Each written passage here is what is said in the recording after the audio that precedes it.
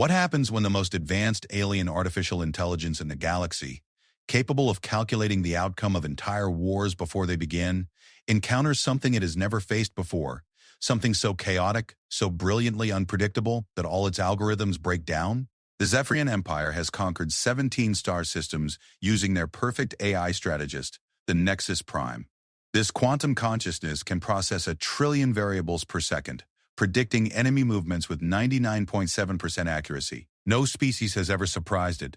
No battle plan has ever failed. But today, in the sterile halls of the Galactic Military Academy, a human exchange student named Marcus Chen is about to do something that will shatter everything the galaxy thinks it knows about warfare, strategy, and the beautiful chaos of human ingenuity. The aliens are about to learn why humans don't just think outside the box. They forget the box ever existed. Welcome to a story where victory isn't about having the best technology or the smartest AI. It's about having something no machine can replicate: the uniquely human ability to be completely, wonderfully, impossibly unpredictable. The crystalline halls of the Zephyrian Military Academy stretched endlessly in all directions, their walls humming with the soft blue glow of quantum processors. Marcus Chen stood at the entrance to the Grand Strategy Chamber, his human physiology making him appear almost comically small next to the towering Zephyrian cadets who moved past him with fluid, graceful steps. Their elongated limbs and translucent skin seemed to catch and reflect the Academy's ethereal light, making them appear more like living art than soldiers. Marcus adjusted his standard-issue Academy uniform, the fabric feeling rough against his skin compared to the bioadaptive materials the alien cadets wore. 3 months into his exchange program, he still felt like an outsider looking in. The Galactic Military Academy had accepted only 12 human students across all its campuses, and Marcus was the sole representative of Earth at the prestigious Zephyrian branch. "Human Chen," a melodic voice called behind him. Marcus turned to see Instructor Beltar approaching, her forearms moving in the traditional Zephyrian gesture of acknowledgement. Her species was known for their tactical brilliance, having never lost a military engagement in over 2 centuries. "You appear distressed. Is the upcoming examination causing you psychological strain?" Marcus managed a weak smile. "Just nervous, I suppose. This is the big one, isn't it?" Beltar's large, opalescent eyes studied him with what seemed like genuine curiosity. The Zephyrians had been observing human behavior with fascination since first contact 5 years ago. Humans were the newest species to join the Galactic Confederation, and their military tactics were considered primitive by galactic standards. "Indeed," Beltar replied, her voice carrying the harmonic overtones typical of her species. "Today's examination will determine final rankings for all cadets. The Nexus Prime itself will serve as your opponent. No cadet has ever achieved better than a 37% success rate against our supreme artificial intelligence." The mention of the Nexus Prime sent a ripple of excitement through the gathering cadets. Marcus had heard stories about the legendary AI system that had guided the Zephyrian Empire to victory in every conflict for the past 50 years. It was said to be the most sophisticated military intelligence ever created, capable of processing battlefield data from entire star systems simultaneously. As they entered the Grand Strategy Chamber, Marcus felt his breath catch in his throat. The room was a perfect sphere, its walls covered in holographic displays that showed star maps, fleet movements, and tactical data streaming in real time. At the center of the chamber sat a single chair, connected to what appeared to be a crystalline crown of neural interfaces. "Behold," announced Dean Kortak, the Academy's highest-ranking official, "the interface throne. Through this device you will connect directly with battlefield scenarios generated by the Nexus Prime. Your task is simple in concept, yet no cadet has ever truly succeeded. You must demonstrate tactical superiority against our greatest military mind." The other cadets took their positions in the observation gallery, their excitement palpable. Marcus noticed how they looked at him with a mixture of curiosity and pity. The human was an interesting specimen, but surely no match for their supreme AI. Cadet Zixara, a particularly gifted Altarian student, leaned toward her companion. "I achieved 31% success rate last term," she whispered, her voice carrying the clicking consonants of her species. "The human will likely struggle to reach 15%. Their species shows promise, but they lack the computational speed necessary for advanced tactical thinking." Marcus pretended not to hear the comment, but it stung nonetheless. For months, he had struggled to keep pace with his alien classmates. Their minds seemed to work like organic computers, processing multiple complex scenarios simultaneously, while he was still trying to understand the basic principles of 3-dimensional space combat. "Cadet Chen," Dean Korthok's voice boomed across the chamber. You have drawn the honor of facing the Nexus Prime first. Please take your position at the interface throne. As Marcus walked toward the center of the chamber, he could feel hundreds of eyes watching his every move. The crystalline crown looked intimidating up close, its surface covered in neural contact points that would link his consciousness directly to the simulation environment. The scenario is straightforward, explained Instructor Veltar as she helped Marcus into position. You command a mixed fleet of 300 vessels representing various Confederation species. Your opponent controls a numerically superior force of 500 ships. The battle takes place in the Kepler Nebula, a region known for its sensor-disrupting properties and unstable gravitational fields. The neural crown descended slowly, its contact points finding the specific locations on Marcus's skull that would allow for direct interface. The sensation was unlike anything he had ever experienced. Suddenly, his consciousness expanded beyond the confines of his physical body. He could feel the presence of 300 starships under his command, their crews looking to him for leadership. The battlefield materialized around him in stunning detail. The Kepler Nebula stretched in all directions, its swirling gases creating a maze of hiding spots and deadly hazards. Marcus could sense his fleet's positions, their weapons capabilities, and their readiness status. More importantly, he could feel the vast alien intelligence of the Nexus Prime as it took control of the opposing force. The AI's presence was overwhelming. Marcus could sense its consciousness analyzing thousands of variables simultaneously: ship positions, weapon ranges, crew efficiency ratings, gravitational anomalies, and countless other factors that would determine the battle's outcome. Within the first few seconds, the Nexus Prime had calculated 17 different attack patterns, each with its own probability of success. Simulation commencing, announced the chamber's computer system. All weapons are live within the simulation environment. Casualties will be recorded for final assessment. The enemy fleet began its approach immediately, and Marcus was struck by the perfection of their formation. Every ship was positioned with mathematical precision, creating overlapping fields of fire while maintaining optimal defensive arrangements. The Nexus Prime wasn't just controlling 500 vessels, it was operating them as a single, unified organism. Marcus's first instinct was to mirror the enemy's tactical discipline. He began issuing orders to arrange his fleet in the standard defensive formations he had studied at the academy. His ships moved into position with practiced efficiency, creating the kind of battle line that had served military commanders across the galaxy for centuries. The response from the Nexus Prime was swift and devastating. The AI had analyzed Marcus's formation within seconds, identifying weak points and exploiting them with surgical precision. Enemy fighters swept through gaps in his defensive line, while heavy cruisers concentrated their fire on his command vessels. Within minutes, Marcus had lost 47 ships without inflicting significant damage on his opponent. In the observation gallery, the alien cadets nodded with satisfaction. The human was performing exactly as expected. Competently, but without the innovative thinking necessary to challenge a superior intelligence. Fascinating, murmured Cadet Zixara. The human employs classical tactics with reasonable skill, but shows no adaptation to the unique challenges of the Nexus Prime. His defeat will be swift but educational. Marcus gritted his teeth as he watched another wave of his ships fall to the AI's relentless assault. The Nexus Prime was reading his every move, countering his strategies before he could fully implement them. Traditional tactics weren't just failing, they were being turned against him. That's when something clicked in Marcus's mind. He had been trying to beat the AI at its own game, using the same logical, predictable approach that every other cadet employed. But what if that was the problem? What if the secret wasn't to think better than the AI, but to think differently? Marcus began to study the nebula around them with new eyes. The swirling gases and gravitational anomalies that most commanders saw as obstacles suddenly looked like opportunities. The Nexus Prime was calculating optimal strategies based on conventional wisdom, but what if conventional wisdom was wrong? Instead of maintaining his defensive formation, Marcus began splitting his fleet into smaller groups. He sent them deeper into the nebula, using the sensor-disrupting gases to mask their positions. The alien cadets in the observation gallery shifted nervously as they watched the human abandon all semblance of tactical orthodoxy.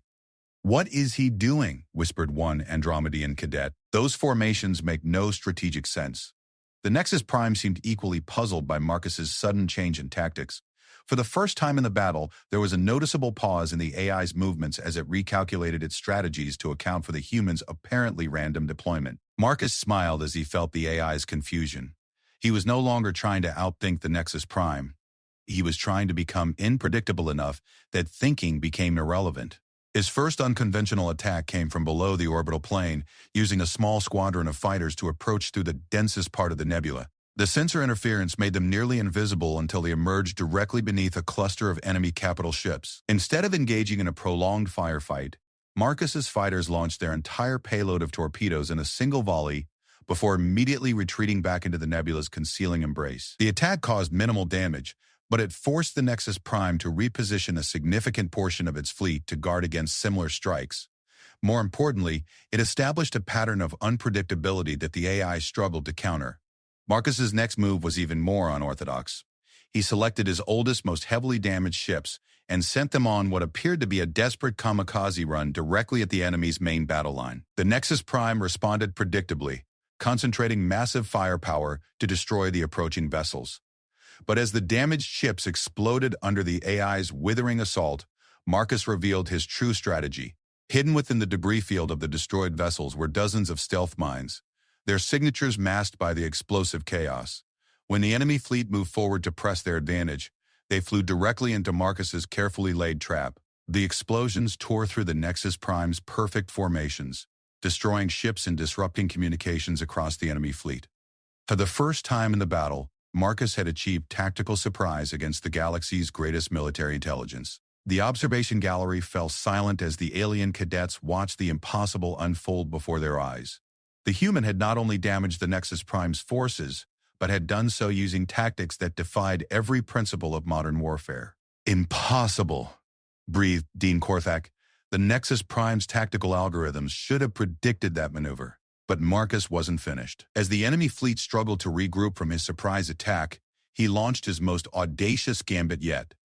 Instead of following up his success with a conventional assault, he began withdrawing his forces deeper into the nebula.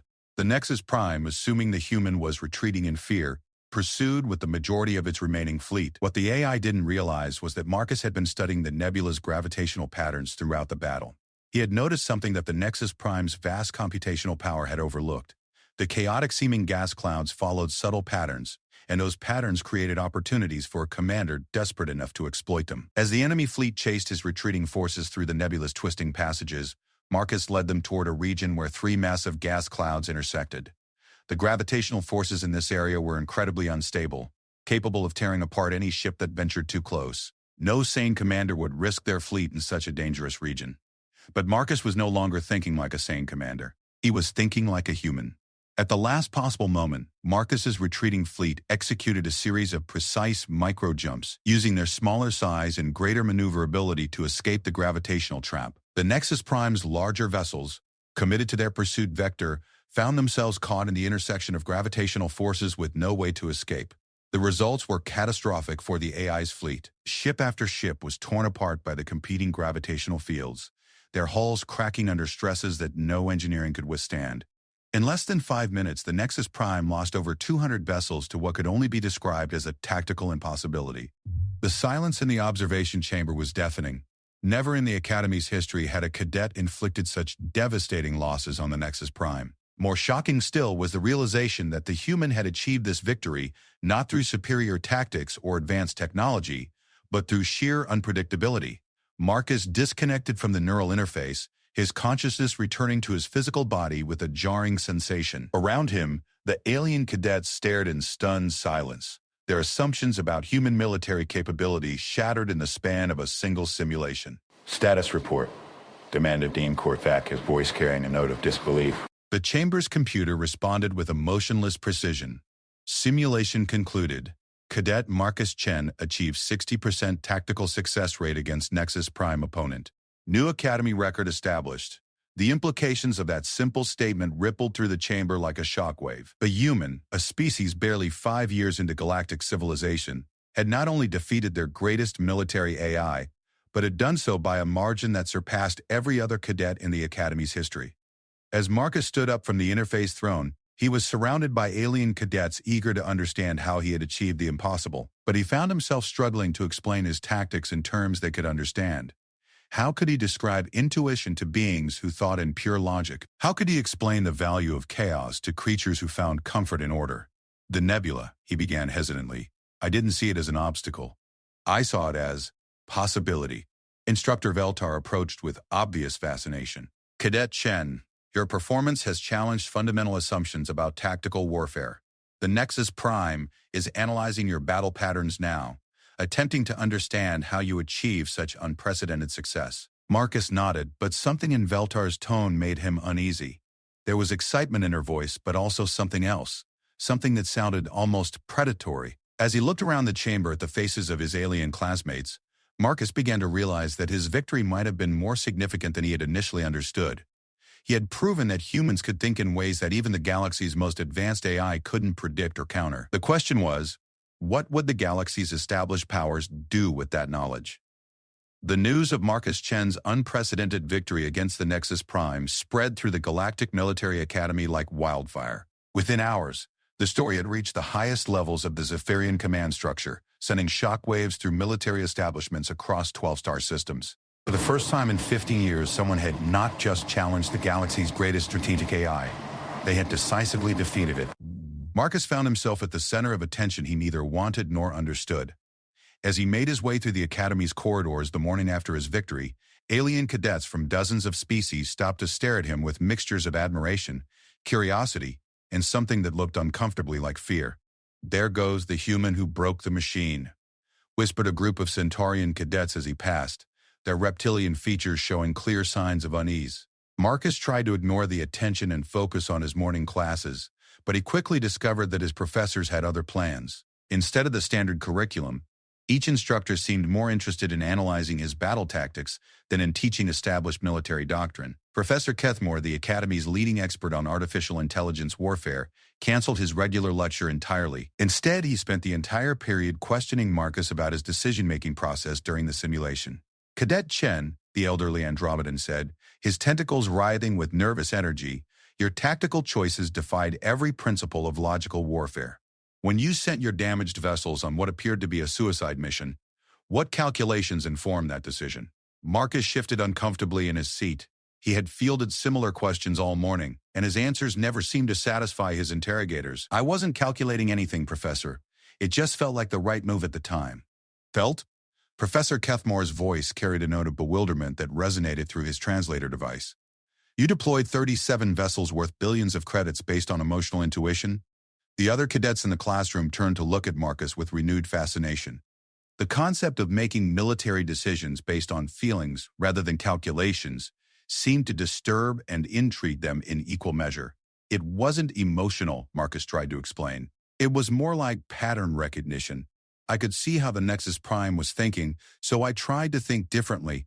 "But how does one consciously choose to think differently?" pressed Cadet Bourdon, a Talcetian whose species was renowned for their analytical minds. "Thought processes are governed by logical frameworks. You cannot simply decide to abandon logic." Marcus found himself struggling to articulate something that felt natural to him, but seemed impossible to his alien classmates. "Humans don't always think logically," he admitted. "Sometimes we make leaps that don't make sense on paper but work anyway." The classroom fell silent as dozens of alien minds tried to process this concept. Species across the galaxy had spent millennia refining their thinking processes, eliminating inefficiencies and random variables that might lead to poor decisions. The idea of deliberately embracing illogical thought patterns was not just foreign to them, it was almost heretical. Professor Kethmore's tentacles had stopped writhing entirely, a sign of deep concentration among his people. "Cadet Chen, are you suggesting that humans possess a form of intelligence that operates outside conventional cognitive frameworks?" Before Marcus could answer, the classroom door chimed with the arrival of an unexpected visitor. Dean Korthak entered, flanked by two beings Marcus had never seen before. They wore the distinctive silver uniforms of the Galactic High Command, and their mere presence seemed to charge the air with tension. "Cadet Chen," Dean Korthak announced, "you are requested to attend an emergency session with High Command representatives. Please gather your personal effects and report to Conference Chamber Alpha immediately." As Marcus collected his belongings, he noticed the worried expressions on his classmates' faces. Emergency sessions with High Command were rare and typically signaled serious trouble. The fact that these representatives had arrived less than 24 hours after his victory against the Nexus Prime seemed like more than a coincidence. Conference Chamber Alpha was located in the Academy's most secure section, accessible only to faculty members with the highest clearance levels. As Marcus followed Dean Korthak through a series of increasingly elaborate security checkpoints, he began to feel like he was walking toward his own trial. The conference chamber itself was smaller than Marcus had expected, dominated by a circular table that could accommodate representatives from various species. Holographic displays covered the walls, showing tactical data and fleet movements from across the galaxy. At the head of the table sat Admiral Zetheria, the highest-ranking Zephyrian in the Galactic Defense Fleet. Cadet Chen, Admiral Zethkara's voice carried the harmonic authority that had commanded respect across 17 star systems. Your performance yesterday has created significant interest among the High Command. Please be seated. Marcus took the indicated chair, feeling dwarfed by the alien officials surrounding him. Besides Admiral Zethkara, he recognized General Morpheus of the Andromedan Defense Corps and Admiral Velnara of the Centaurian Fleet. These were some of the most powerful military leaders in the known galaxy. Let us begin with a simple question, Admiral Zethkara continued. Prior to yesterday's simulation, had you received any specialized training in counter-AI tactics? No, Admiral, Marcus replied honestly. Human military doctrine doesn't include AI opponents of that sophistication. We're still learning basic galactic warfare principles. General Morpheus leaned forward, his tentacles creating complex patterns that Marcus's translator identified as expressions of skepticism. Yet you achieved a success rate that exceeds our most experienced commanders. How do you explain this discrepancy? Marcus took a deep breath, realizing that his answer might determine his future at the Academy. I think the Nexus Prime expected me to fight like everyone else. When I didn't, it couldn't adapt fast enough. Admiral Velnara interjected. Her reptilian features showed the kind of intense focus that had made Centaurians legendary for their tactical precision. The AI analyzed patterns, Marcus explained. It looked at how I deployed my forces and predicted what I would do next based on established military doctrine. But humans don't always follow established patterns. We improvise, we take risks that don't make mathematical sense. We change our minds in the middle of a plan. The silence that followed his explanation stretched uncomfortably long. Marcus watched the alien officers exchange glances that seemed to carry complex layers of meaning he couldn't decipher. Finally, Admiral Zethkara spoke again. Cadet Chen, what do you know about the Vorthan crisis? Marcus searched his memory for references to that name. The Vorthans were aggressive species from the outer rim of the galaxy, but he didn't recall any recent conflicts involving them. I'm sorry, Admiral. I'm not familiar with that situation. Of course not, General Morpheus said grimly. The crisis began yesterday, approximately 6 hours after your victory against the Nexus Prime. A holographic display activated above the conference table showing a three-dimensional star map of the galaxy's outer rim. Red markers indicated Vorthan fleet movements, and Marcus felt his stomach sink as he realized the scale of what he was seeing. The Vorthan hegemony has launched a coordinated assault on 3 outer rim colonies, Admiral Zethkara explained. Intelligence suggests they have been planning this offensive for months, waiting for the optimal moment to strike. What does this have to do with me? Marcus asked, though he was beginning to suspect he already knew the answer. Admiral Velnara activated another display, this one showing detailed tactical analyses of Vorthan military capabilities. The Vorthans possess their own artificial intelligence systems, though not as sophisticated as our Nexus Prime. Their strategic planning is handled by something they call the War Mind, a collective intelligence that coordinates their entire military apparatus. Marcus studied the data streams flowing across the holographic displays. The Vorthan fleet movements showed the same kind of mathematical precision he had seen from the Nexus Prime, but with subtle differences that suggested a different underlying intelligence. For 50 years, General Morpheus continued, our defensive strategies have relied on the tactical superiority of the Nexus Prime. No enemy force has been able to overcome its analytical capabilities, but yesterday, a human cadet accomplished something we believed impossible. The implications hit Marcus like a physical blow. You think the Vorthans know about my simulation results? We know they do, Admiral Zethkara confirmed. Their offensive began exactly 6 hours after news of your victory reached certain unofficial channels. This timing cannot be coincidental. Marcus felt the weight of responsibility settling on his shoulders like a lead blanket. His moment of triumph in the Academy's simulation chamber had somehow triggered a galactic crisis that could cost millions of lives. The Vorthan Warmind has likely concluded that if a human cadet can defeat the Nexus Prime, then human tactical thinking represents a significant threat to AI-based military systems, Admiral Velnara explained. Their attack is both an opportunity to seize territory while we're analyzing this new development and a preemptive strike against human military potential. But I'm just one person, Marcus protested. I'm not even a real military officer. I'm an exchange student who got lucky in a simulation. General Morpheus's tentacles writhed in what Marcus had learned to recognize as disagreement. Luck does not achieve a 68% success rate against the galaxy's most sophisticated AI. You demonstrated capabilities that challenge fundamental assumptions about warfare itself. Admiral Zethkara stood and moved to the chamber's main display, which now showed real-time fleet movements as galactic defense forces mobilized to counter the Vorthan offensive. Cadet Chen, we face a difficult decision. The Nexus Prime is struggling to develop effective counter-strategies against Vorthan forces that appear to have adapted their tactics specifically to exploit AI weaknesses. Marcus stared at the tactical displays, beginning to understand what the high command officials were asking of him. You want me to help plan the defense? We want more than that, Admiral Velnara said quietly. We want you to take direct command of a sector defense fleet. The request hit Marcus like a thunderbolt. I'm a cadet. I've been studying galactic warfare for 3 months.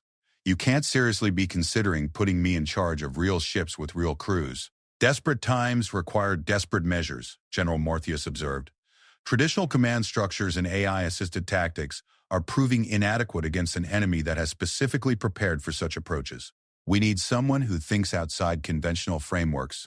Admiral Zethkara returned to the table and activated a personal holographic display in front of Marcus. The Kepler Defense Fleet consists of 47 vessels from multiple Confederation species. They are currently positioned to defend the Kepler mining colonies, the same region where you achieved your victory against the Nexus Prime. Marcus looked at the fleet composition data with growing alarm. 47 ships sounded like a lot until he considered that the Vorthan offensive force numbered in the thousands. Even with his unconventional tactics, the mathematical reality of the situation seemed overwhelming. What makes you think I can do better than your experienced commanders, he asked. Because, Admiral Zethkara replied, experienced commanders think like the enemy expects them to think. You have already proven that human cognition operates according to different principles. The Vorthan warmind has prepared for conventional responses. It has not prepared for human responses. Marcus studied the tactical data, his mind already beginning to analyze the defensive possibilities of the Kepler system. The region's unique gravitational and electromagnetic properties had made it valuable for mining operations. But those same properties might be exploitable for defensive purposes. If I accept this command, he said slowly, I'll need complete tactical authority. No interference from AI systems, no second-guessing from high command, and no requirement to follow established doctrine. The alien officers exchanged glances again, their expressions showing various degrees of unease at Marcus's demands. You would have unprecedented autonomy for someone of your rank, General Morpheus warned. Such authority typically requires decades of experience and proven success in actual combat. I beat your greatest AI using tactics that no experienced commander would consider, Marcus pointed out. Experience might actually be a liability in this situation. Admiral Zethkara nodded slowly. Very well, Cadet Chen. You will be granted field promotion to commander and given full tactical authority over the Kepler Defense Fleet. However, you will also bear full responsibility for the consequences of your decisions. As Marcus accepted the weight of command, he realized that his victory against the Nexus Prime had been just the beginning. Now he would have to prove that human unpredictability could work not just in simulation, but in the deadly reality of interstellar warfare. The stakes had just become galactic, and the galaxy was watching to see if humanity's chaotic approach to problem-solving could save them all from an enemy that had learned to exploit their greatest strength, their reliance on logic and predictability. Marcus Chen was about to discover that being unpredictable was easy when the only consequences were simulated. Doing it when real lives hung in the balance would test not just his tactical abilities, but the very essence of what made humans unique in a galaxy of logical, predictable species. The bridge of the GDF constellation was unlike anything Marcus had ever imagined.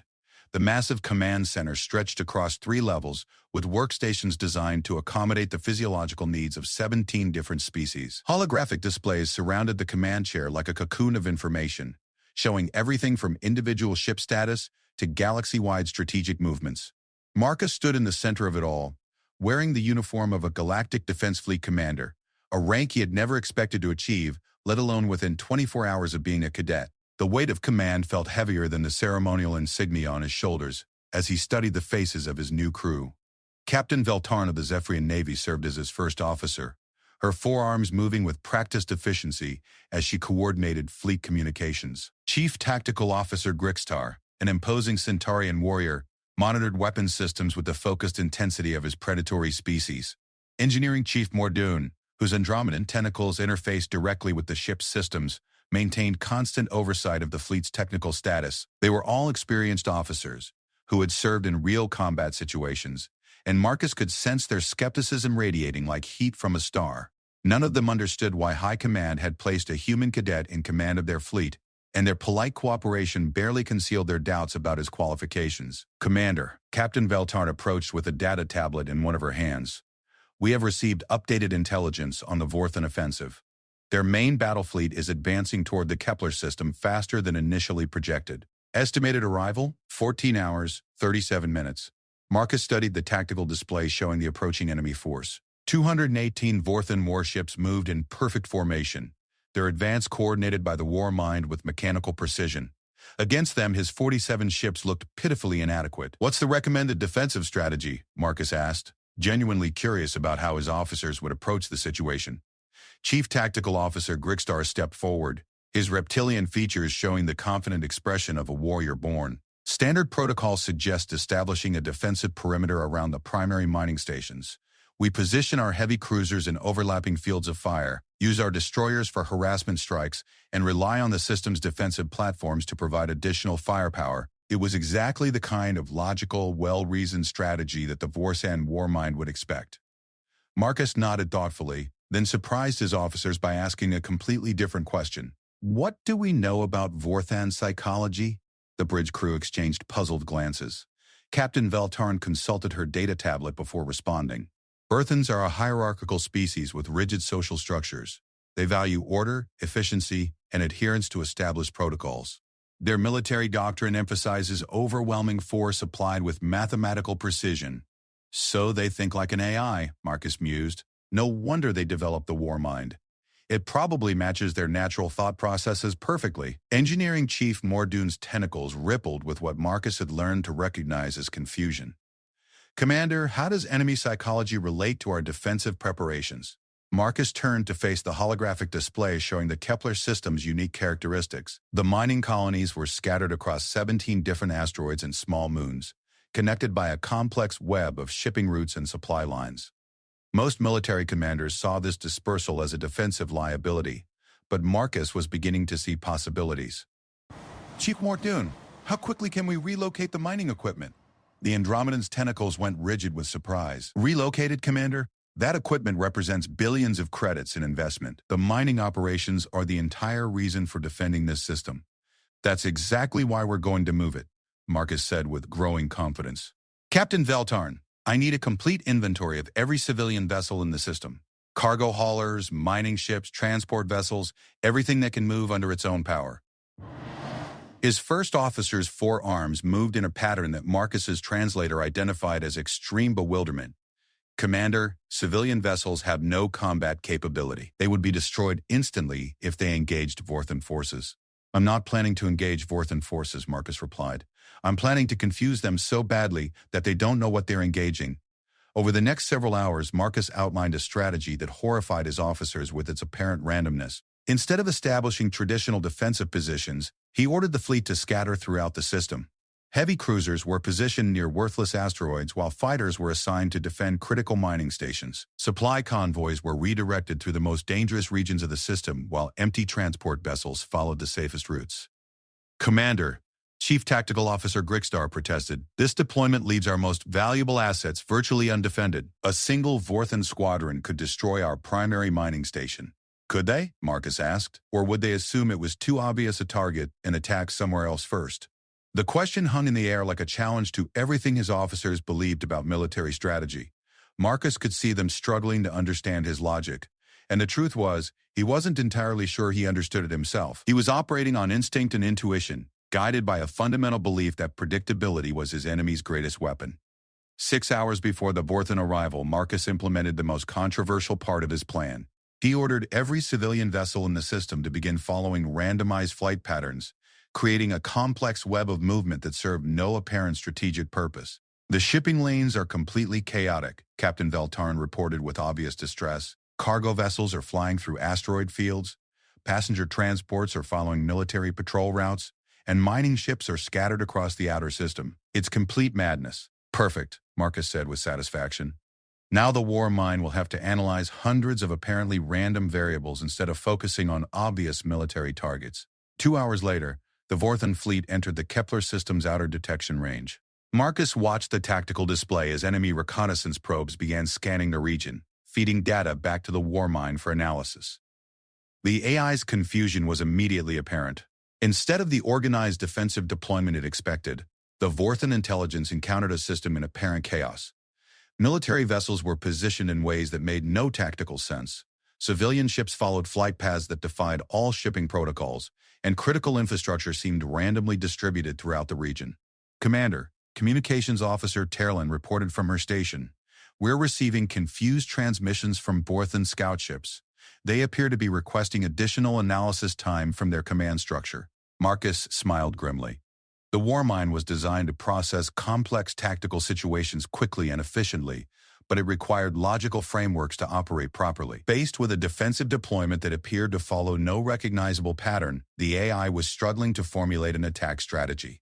Phase 2, Marcus announced to his bridge crew. All ships begin Operation Kaleidoscope. The operation Marcus had designed was unlike anything in galactic military history. Instead of maintaining their positions, his ships began moving in constantly shifting patterns throughout the system.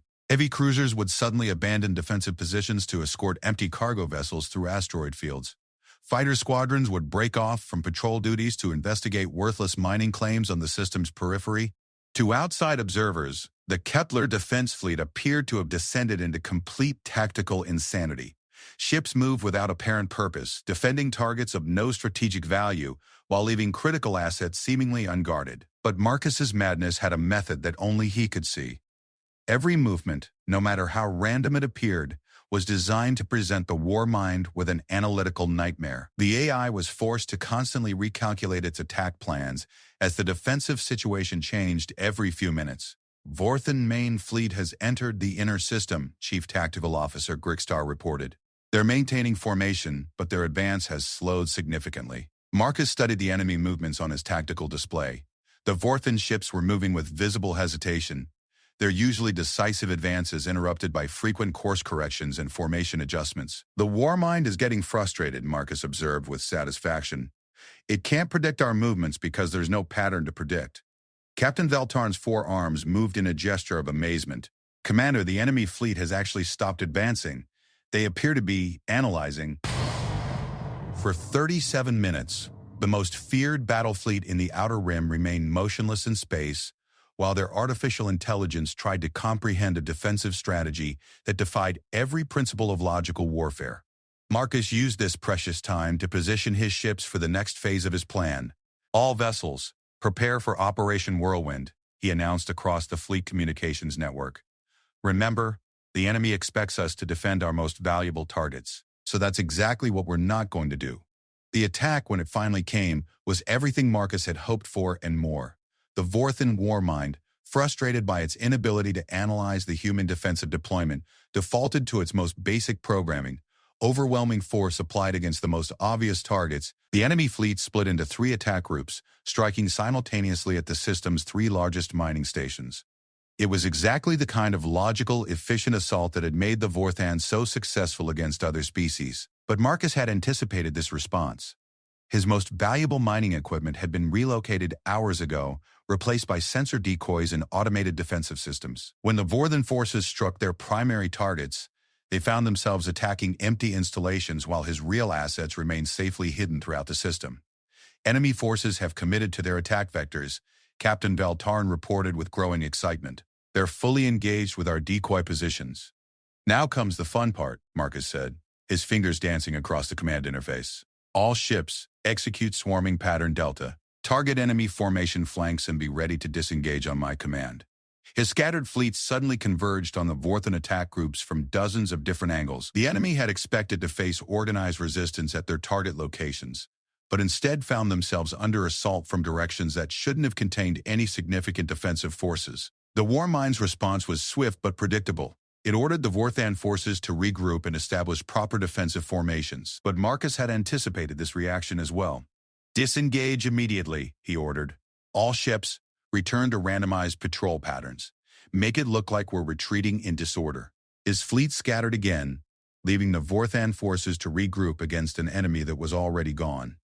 The Warmind found itself facing the same analytical nightmare that had plagued it at the beginning of the battle, a defensive force that refused to follow any recognizable tactical doctrine. Over the next 4 hours, Marcus repeated this pattern with ruthless effectiveness. His ships would appear suddenly to strike at enemy formations, then disappear into the system's chaos before the Vorthans could respond effectively. Each attack was small and seemingly insignificant, but the cumulative effect was devastating to enemy morale and efficiency. "Commander," Chief Tactical Officer Grixtar reported with obvious admiration, "enemy losses are approaching 12% while we have sustained minimal casualties. Their formation discipline is beginning to break down." Marcus nodded, watching the tactical display show Vorthan ships beginning to spread out and take defensive positions. The Warmind was losing its grip on the battle, forced to react to threats it couldn't predict or analyze effectively. But he knew the most crucial moment was still ahead. Soon, the Vorthan commander would realize that his AI was failing him, and he would have to make a choice: retreat in defeat or commit to a desperate final assault. Marcus was counting on the Vorthan preference for overwhelming force to make that choice for him.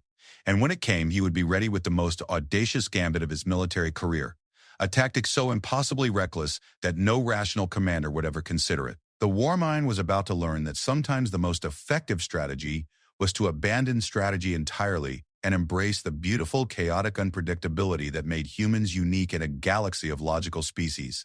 The battle had reached its critical turning point. Marcus stood on the bridge of the GDF constellation, watching the tactical displays as the Vorthan Warmind struggled to comprehend a conflict that defied every principle of logical warfare.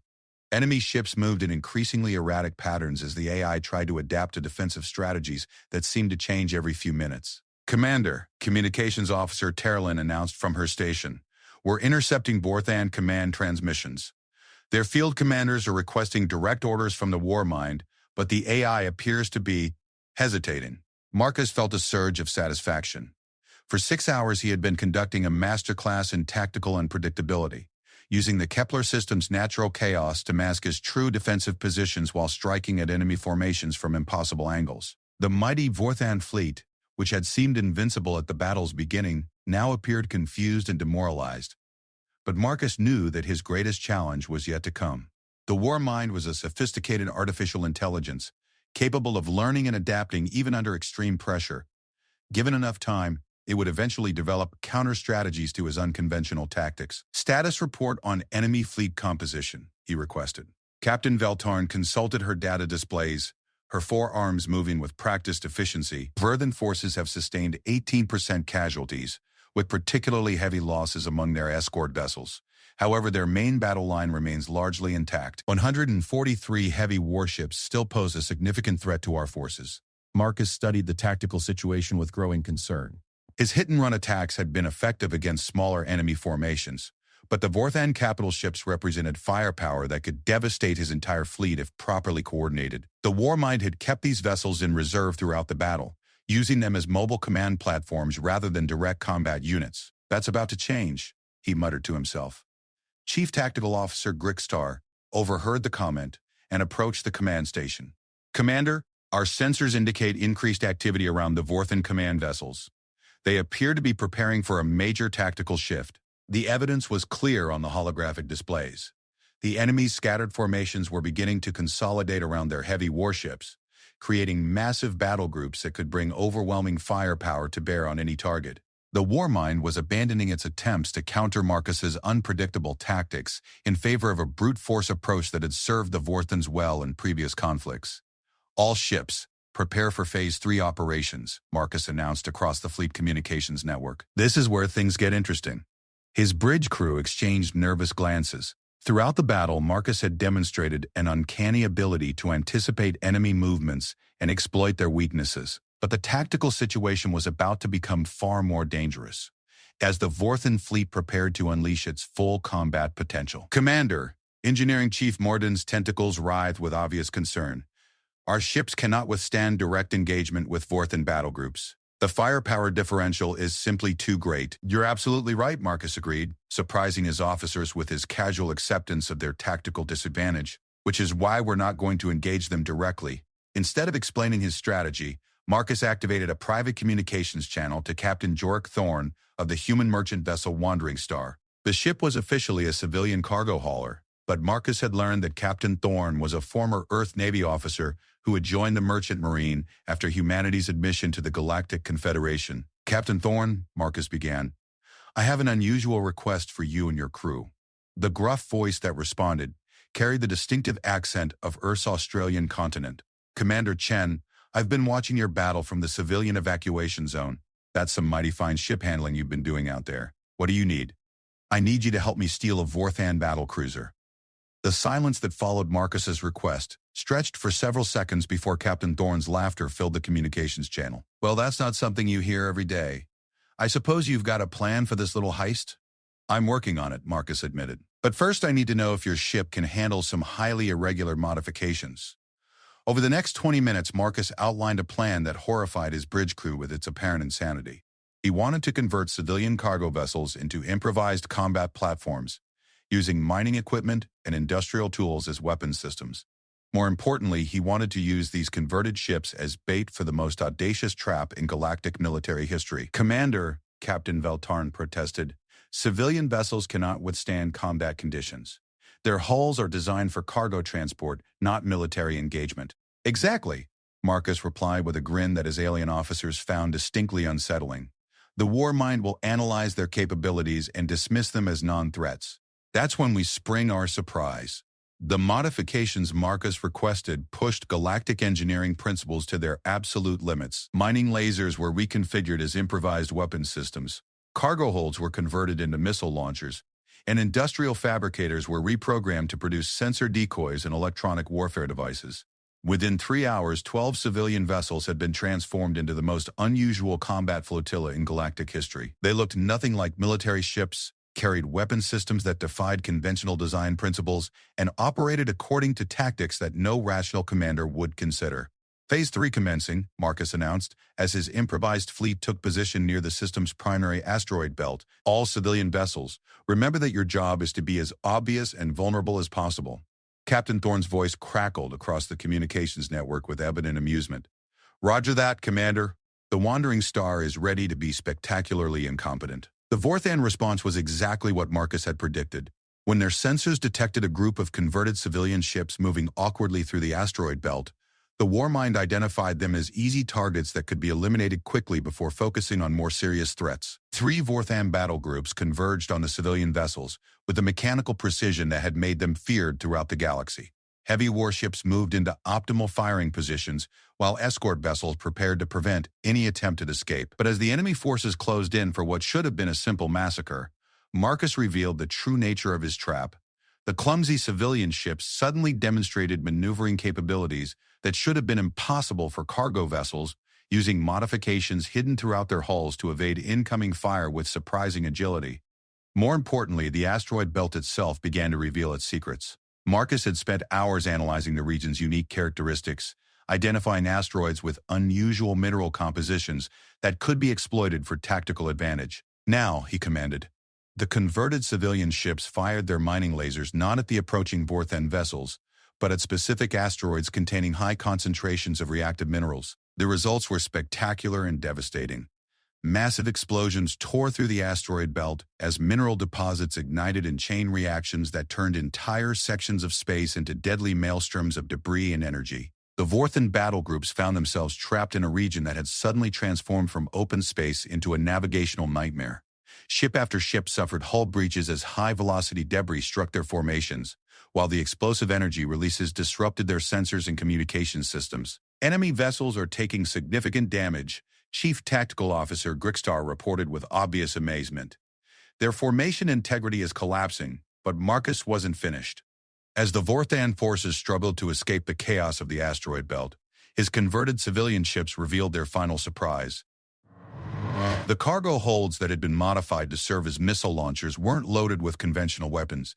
They carried hundreds of sensor drones programmed with electronic warfare capabilities. Within minutes, the space around the trapped Vorthan battle groups was filled with thousands of small drones, each one broadcasting false sensor signatures and electronic interference patterns.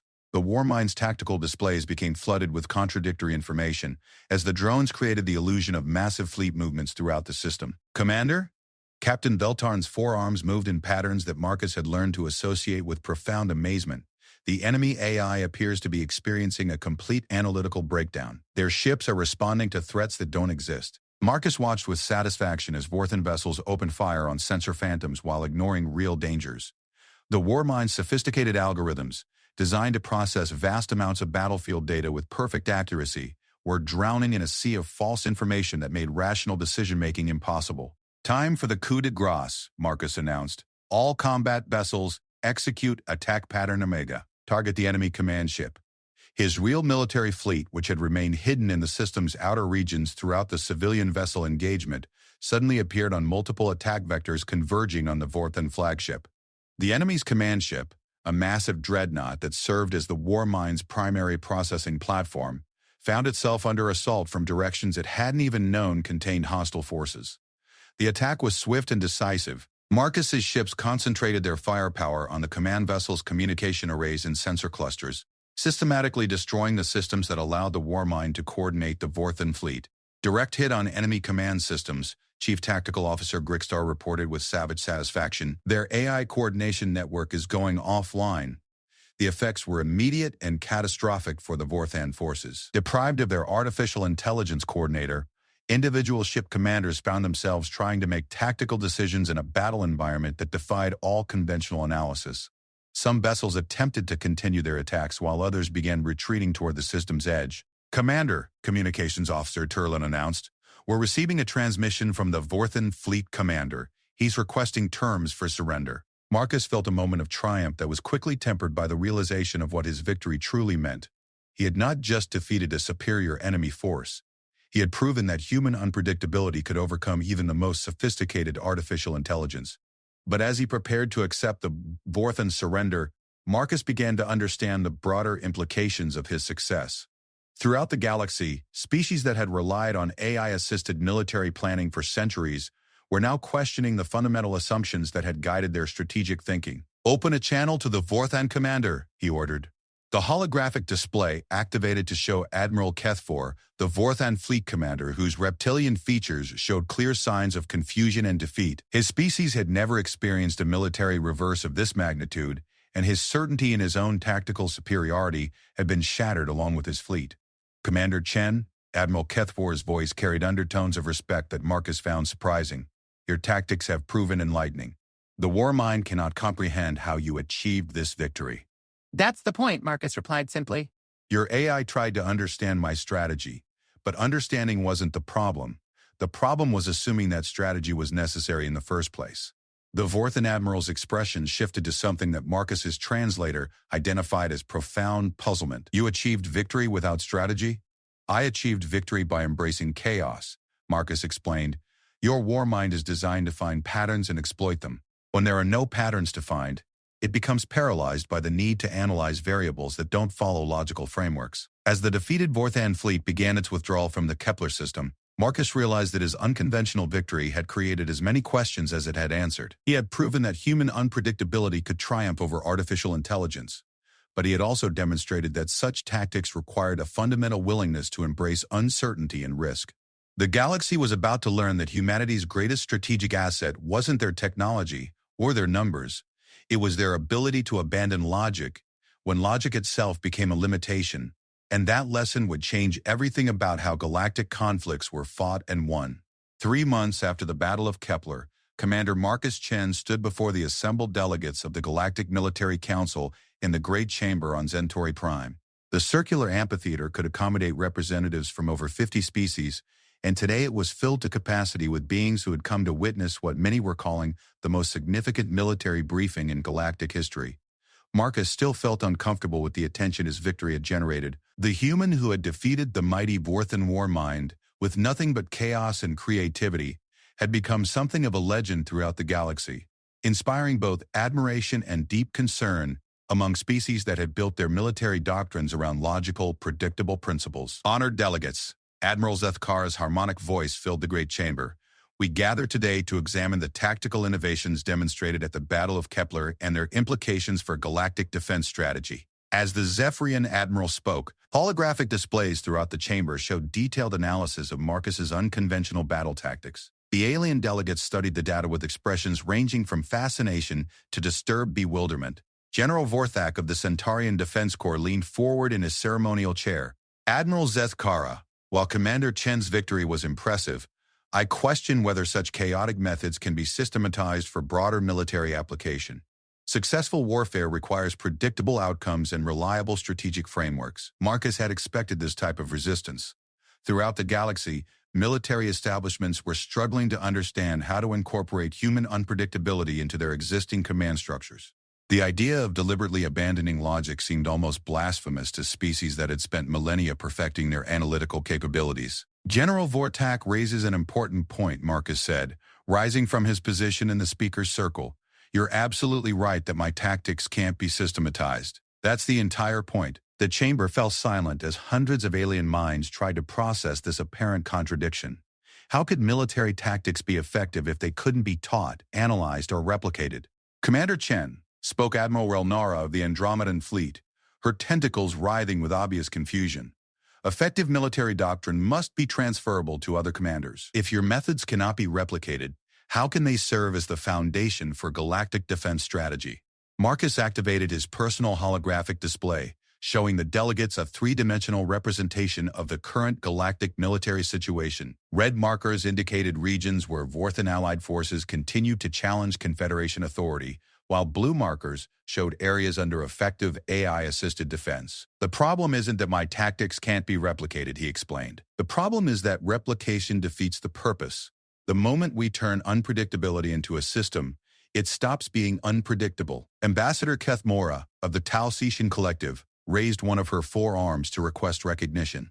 Commander, your assertion suggests that effective military command requires abandoning the analytical principles that have guided galactic warfare for centuries. This seems unwise.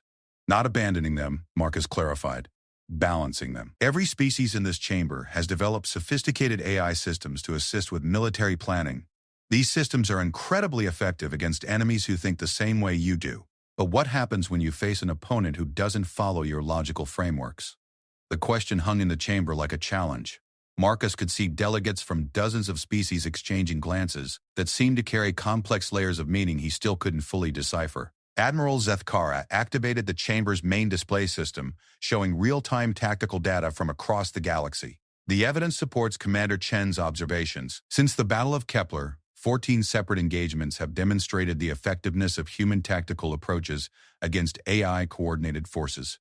The data was sobering. Human commanders working alongside alien crews had achieved victory rates that exceeded traditional AI-assisted operations by significant margins. More importantly, these successes had been achieved against opponents who had specifically prepared to counter conventional galactic military doctrine. However, Admiral Zethkara continued, integrating human commanders into existing command structures has created complications. Marcus suppressed a smile as he remembered some of those complications.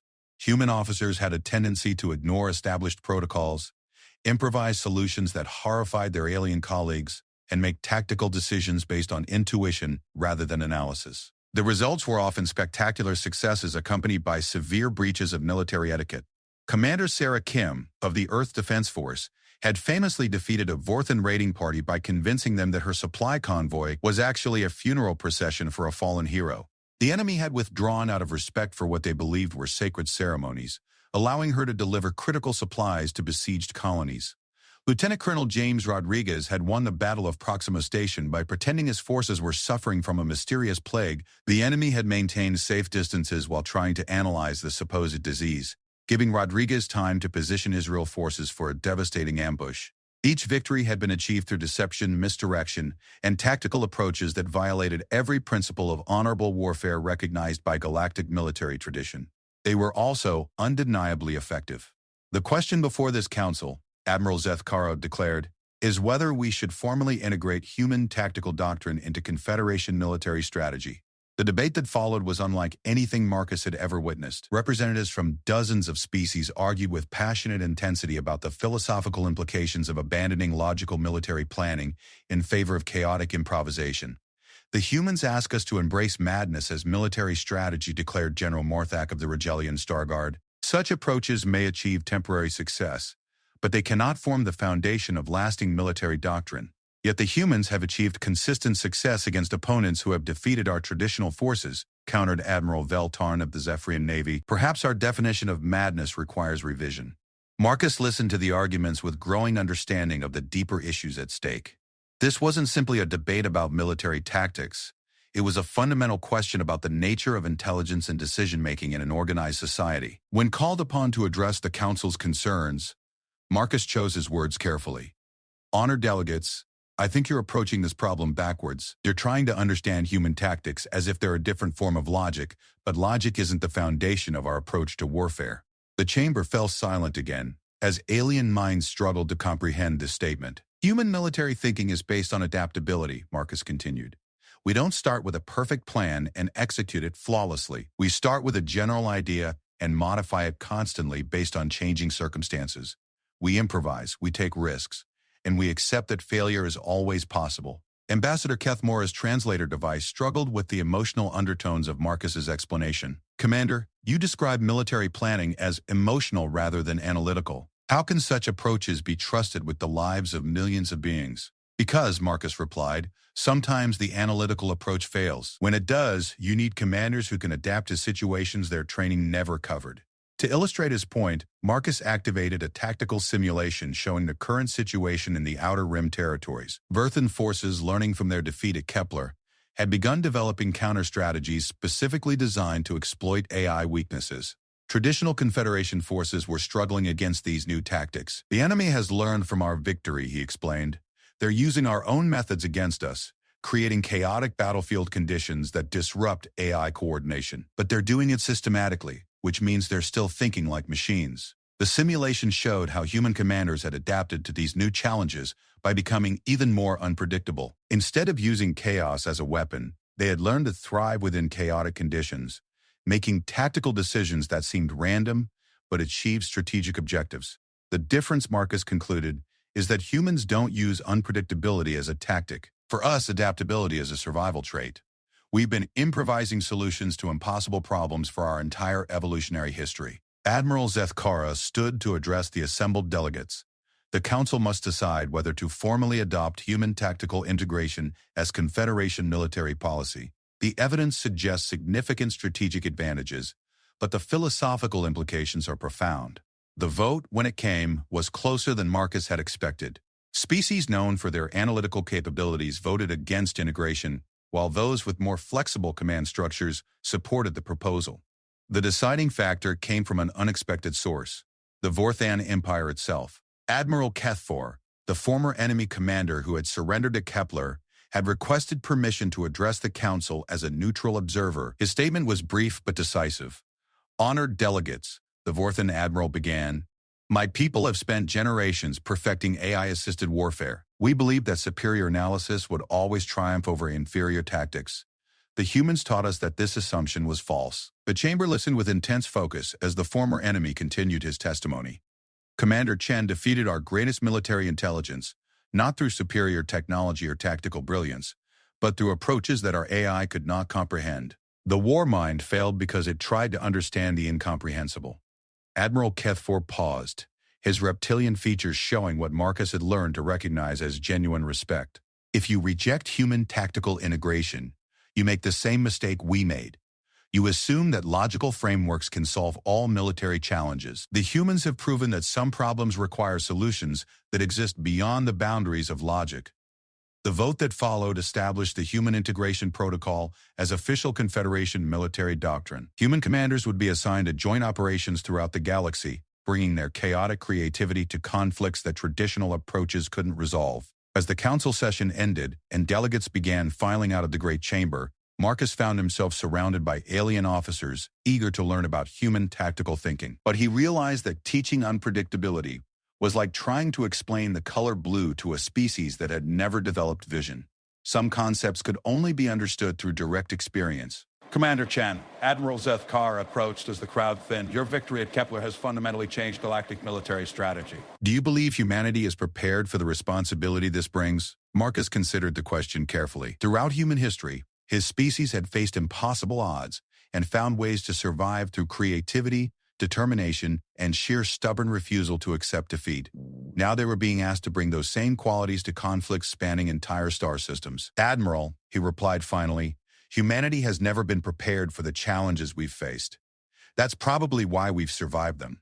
As Marcus left the Great Chamber on Centauri Prime, he carried with him the knowledge that his species had found their place in the galaxy not through technological superiority or military might, but through something far more valuable, the uniquely human ability to find hope and solutions in seemingly hopeless situations. The galaxy was vast and filled with species more advanced than humanity in every measurable way, but they had all learned to rely on logic and predictability to guide their decisions. In doing so, they had gained incredible analytical capabilities while losing something equally important, the willingness to take impossible chances when impossible chances were the only option left. Humanity's gift to the galaxy wasn't their technology or their tactics. It was their reminder that sometimes the best solution to an impossible problem was to ignore the impossibility and focus on the solution. In a universe governed by logic and order, chaos wasn't humanity's weakness, it was their greatest strength. And as Marcus Chen looked out at the stars surrounding Centauri Prime, he knew that the galaxy would never be quite the same. The age of predictable warfare was ending, replaced by something far more dangerous and far more hopeful, the age of human possibility.